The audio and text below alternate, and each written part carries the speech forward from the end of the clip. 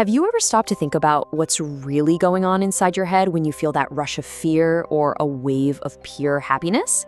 Well, today, we are diving deep into the powerful, invisible chemistry that's pulling the strings behind our thoughts, our feelings, and our actions. And to start, we're going to kick things off with a scene I'm pretty sure we can all relate to. Right. To really get a handle on this, let's just put ourselves in a moment. It's a classic situation, something I bet every single one of us has felt in one way or another. So, picture this. You're winding down. The house is totally silent, the world outside is dark, and you're feeling perfectly safe and calm. You're in that sweet spot, all cozy, right on the edge of sleep. Your mind is just starting to drift off. And then, thump. A weird, sharp sound from somewhere else in the house. A floorboard creaks. A door clicks shut. Something is just not right. And in a fraction of a second, your entire world changes. You go from 0 to 100, you're wide awake, your heart is pounding in your chest, and every single one of your senses is on fire. So what just happened there? Your brain just unleashed an absolute blizzard of chemicals, completely hijacking your body before you even had a single conscious thought about it. And that instantaneous reaction, that gets to the absolute heart of what we're talking about today. It's this core idea that our inner world, our psychology, is completely and totally tangled up with our body's biology.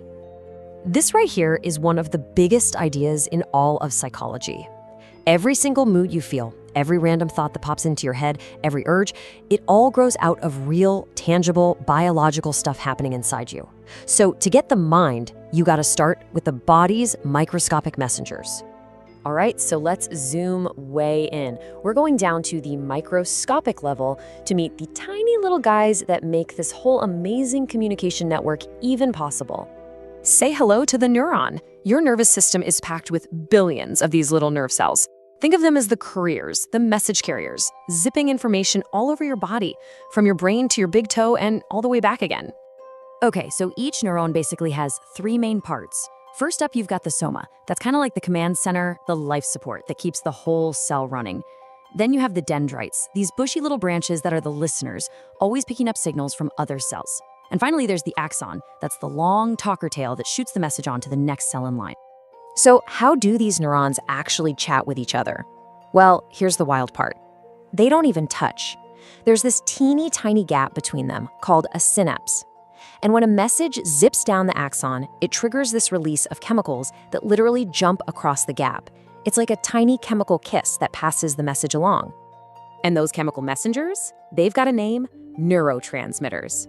These are the molecules doing all the heavy lifting. They're basically the words in the nervous system's language, telling the next cell whether to get fired up and pass the message on, or to just chill out and stay quiet. Now, there are over 100 different types of these neurotransmitters, and they all have their own special jobs. You've probably heard of some of them, right? Serotonin, for example, helps manage your mood, which is why low levels can make you feel pretty down. Then there's dopamine. That's the pleasure and reward chemical. It's the thing that makes your brain go, yes, do that again after you eat a great piece of chocolate. Some, like norepinephrine, are like the gas pedal. They're excitatory and ramp things up. Others, like GABA, are the brakes. They're inhibitory and tell things to cool it.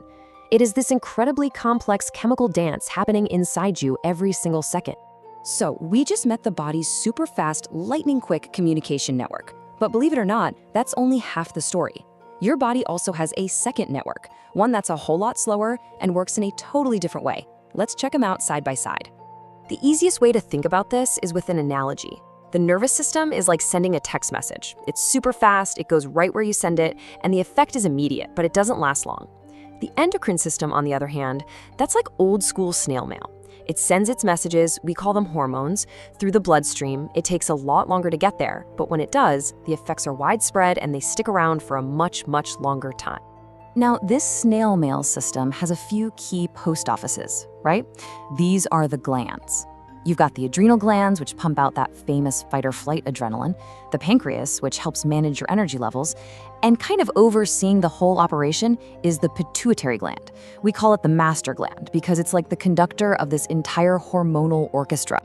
So we have the fast text messages and the slow snail mail. And here is the most important part. These two systems are constantly talking to each other. So let's bring it all full circle and jump back into our story. Okay, let's go back to that moment of pure fear. You heard the noise. Now that we know about these two different systems, what exactly was going on inside you from a biological standpoint? Well, it was a two-part job. First, you get the jolt. That was your nervous system, the text message, instantly putting your entire body on red alert. But then comes the aftermath. You know that shaky, on-edge feeling that sticks around for minutes after the scare is over? That's your endocrine system, the snail mail, slowly pumping adrenaline through your bloodstream.